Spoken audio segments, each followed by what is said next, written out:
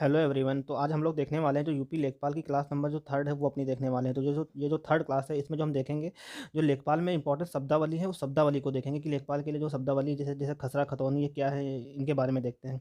तो जो पहला जो है, पहला जो खसरा खसरा जो होता है, खसरा में जो दिया होता है जैसे कि जो कौन सा किसान किस नंबर की भूमि का मालिक एवं जो उस खेत पर कौन सी फसल उगाई जाती है उसके बारे में जो जानकारी होती है खसरा में दी होती है, तथा उस भूमि पर कितना राजस्व प्राप्त हो रहा है उन सबके बारे में जो लेखा जोखा होता है ये उसमें लिखा होता है। और ये सब लेखा जोखा जो होता है लेखपाल के पास होता है। और ये जो लेखा जोखा लिखा जाता है ये खसरा में लिखा जाता है, इसी को सब खसरा कहा जाता है। जैसे जो अगर जैसे कोई खेत है वो किसी नहर से नहर के द्वारा उसमें सिंचाई की जा रही है, तो जो किसान है कितना राजस्व दे रहा है इन सब के बारे में जानकारी जो होती है उसी में दी होती है। और खसरा के तहत शामिल जो महत्वपूर्ण लेखा जोखा होता है वो भी देखते हैं आगे। खसरा के तहत शामिल महत्वपूर्ण लेखा जोखा व तथ्य, ये जो तथ्य हैं, खसरा एक कृषि से संबंधित कानूनों का दस्तावेज होता है। कृषि आंकड़े और खतौनी के लिए जिन तथ्यों की आवश्यकता होती है वह सब लेखपाल के द्वारा खसरे में लिखे जाते हैं। जो मतलब जो इंपॉर्टेंट जो डॉक्यूमेंट होते हैं या जो आंकड़े होते हैं वो सब जो लेखपाल के द्वारा खसरे में ही लिखे जाते हैं।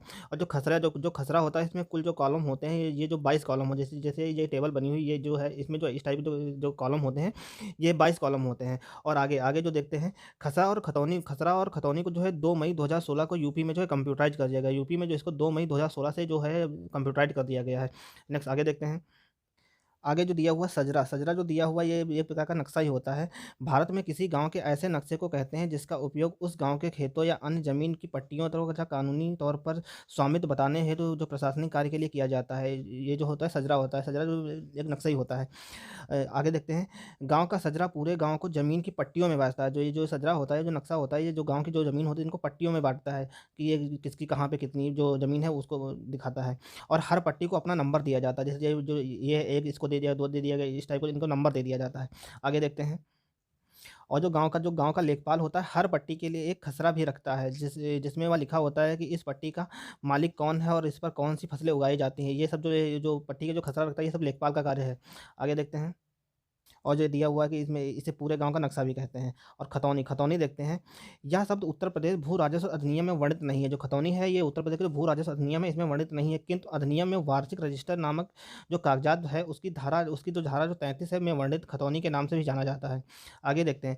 अगर गाँव के खसरों को प्रयोग करके किसी एक व्यक्ति या परिवार की ज़मीन की सूची बनाई जाए तो उसे खतौनी कहते हैं। जो खतौनी वो होती है अगर जो खसरों का प्रयोग करके किसी एक व्यक्ति के परिवार या उसकी ज़मीन की जो सूची बनाई जाती है उसे खतौनी कहते हैं। और जो खतौनी होती है जो खतौनी होती है इसको हर 6 साल में जो रिन्यूअल करना होता है, मतलब इसको नवीनीकृत करना होता है। इसको इसलिए करते हैं जैसे कि 6 साल में जो ज़मीन के मालिक बदल जाते हैं, कोई अपनी ज़मीन बेच देता है या जो किसी के जैसे दादा या पिता जो मृत्यु हो जाती है तो जो ज़मीन उसके उनके बच्चों के नाम आ जाती है। तो इसको हर 6 साल में इसका रिन्यूअल करना ज़रूरी है। आगे देखते हैं। और ये जो खतौनी होती है इसमें जो है इसमें 13 खाने होते हैं।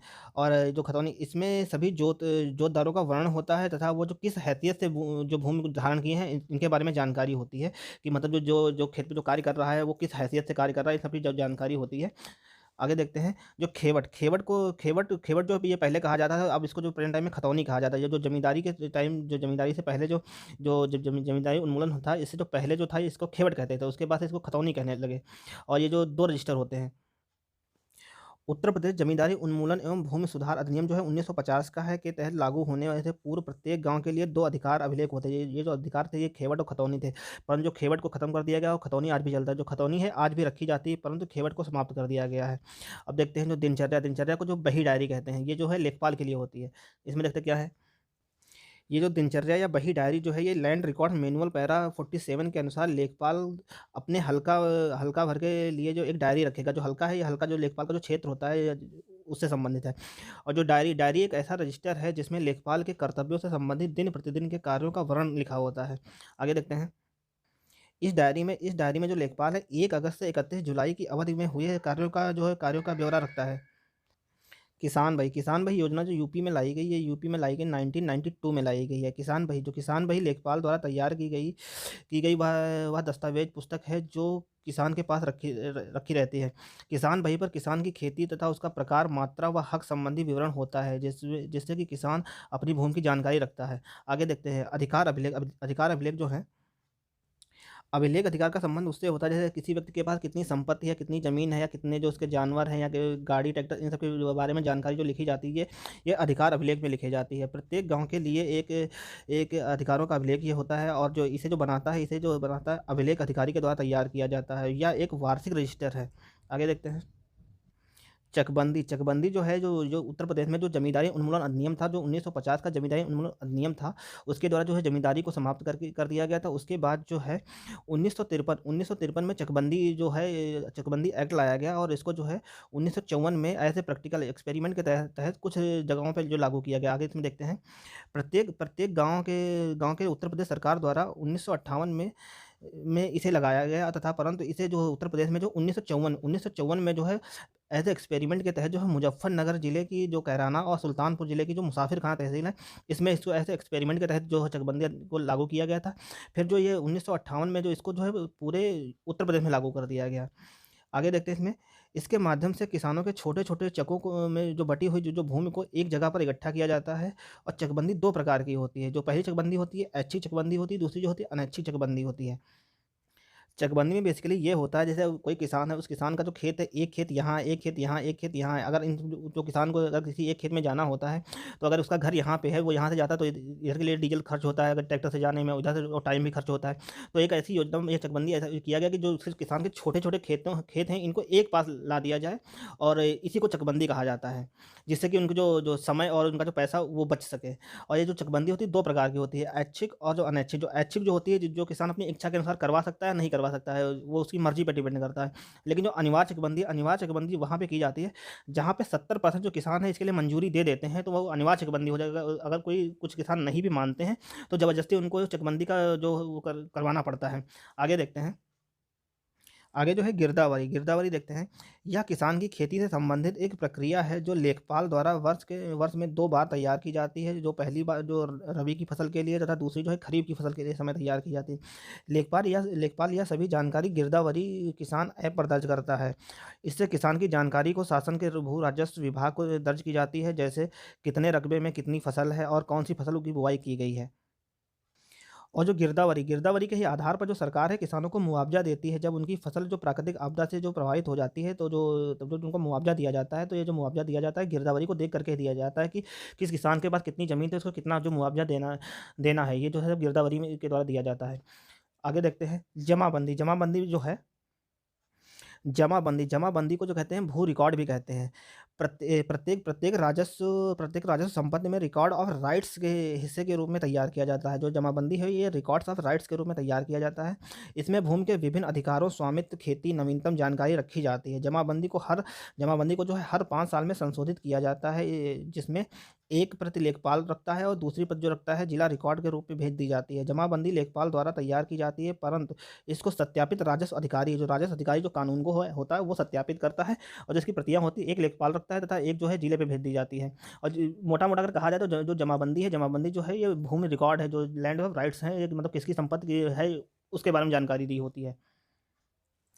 दाखिल खारिज देखते हैं। दाखिल खारिज म्यूटेशन या दाखिल खारिज किसी भी ज़मीन के मालिकाना हक में हुए बदलाव को इंगित करता है। जो दाखिल खारिज है, जो ज़मीन में जो बदलाव होते हैं और मालिकाना हक में जो परिवर्तन होता है, अगर कोई अपनी ज़मीन बेच देता है तो उसमें जो परिवर्तन है, अगर पुराने का नाम हटा कर के नए का नाम जो डालना होता है, ये सब जो है दाखिल खारिज में होता है।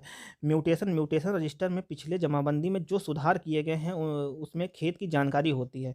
और आगे देखते हैं। म्यूटेशन रजिस्टर में कितनी ज़मीन के मालिकाना हक में जो बदलाव होता है इसकी जानकारी देता है, तथा जो बदलाव जो ये दाखिल खारिज में जो बदलाव किया जाता है, ये जो किया जाता है रेड पेन से किया जाता है। शॉर्टकट में अगर दाखिल खारिज के बारे में हम बताएँ तो जो दाखिल खारिज का मतलब ये होता है कि जो ज़मीन जो जब कोई ज़मीन का जो बेच दी जाती है किसी पुराने मालिक के द्वारा, जो बैनामा किया जाता है, तो अगर उसमें जो पुराने मालिक का नाम हटा करके नए मालिक का जो नाम डाला जाता है, इसी को दाखिल खारिज कहते हैं। और जो बैनामा जो करता है ये रजिस्ट्रार ऑफिस में होता है। और जो दाखिल खारिज जो करता है ये तहसीलदार करता है। आगे देखते हैं। लाल किताब जो ये वैसे तो काफ़ी कुछ इंपॉर्टेंट नहीं है, लेकिन देखते हैं।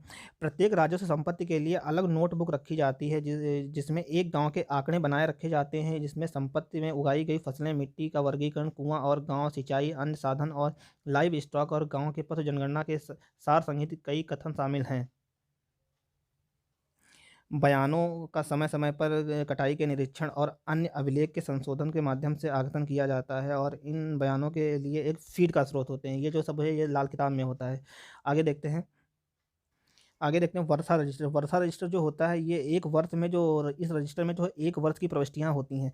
जैसा कि तहसील मुख्यालय में वर्षा गेज के कार्यालय कानूनगो द्वारा देखा जाता है कि एक अवधि में वर्ष में आंकड़ों के बारे में जानकारी एक मूल्यवान स्रोत है, जिसका मुख्यालय या पर तहसील में 3 वर्ष की अवधि के लिए रखा जाता है। ये जो जो वर्षा रजिस्टर इसमें ये देखा जाता है कि 3 साल में कि वर्षा कितनी हुई है। अगर जो बारिश जो है 200 सेंटीमीटर से 300 सेंटीमीटर तक होती है तो ये सामान्य बारिश मानी जाती है। लेकिन अगर 200 सेंटीमीटर से कम होती है 200 सेंटीमीटर से अगर कम होती है तो उस क्षेत्र को जो सूखाग्रस्त कहा जाता है। और अगर 300 सेंटीमीटर से जो ज़्यादा बारिश होती है तो उस क्षेत्र को जो है बाढ़ग्रस्त क्षेत्र कहा जाता है। इसके तहत जो वहाँ जो मुआवज़ा देना होता है वो दिया जाता है। आगे देखते हैं। तो आज की क्लास में इतना ही। नेक्स्ट क्लास में देखेंगे इस पे जो आने वाले इंपॉर्टेंट क्वेश्चन है वो देखेंगे और वीडियो देखने के लिए धन्यवाद और मिलते हैं नेक्स्ट वीडियो में। तब तक के लिए धन्यवाद।